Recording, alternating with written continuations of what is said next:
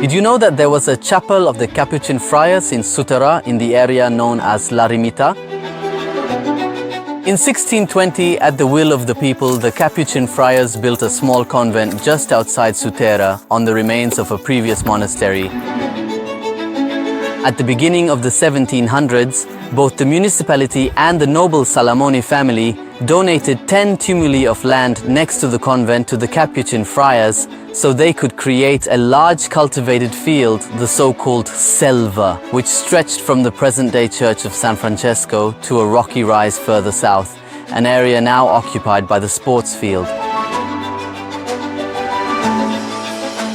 Just beyond La Selva, there is an area known as 𝗤𝗏𝗏𝗏, where inside a cave you can still admire the remains of a very small church, which until the last century housed a limestone altar and oil-painted images of Saints Paolino and Onofrio in the two niches of the side walls. It is believed to have been a small oratory detached from the convent, built by the friars to spend periods of spiritual retreat after having experienced various kinds of temptations.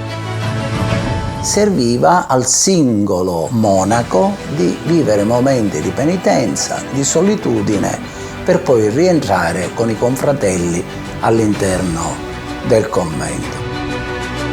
The structures above the hermitage may have been food storage facilities for the convent, as can be seen from the portals dating back to the 18th century.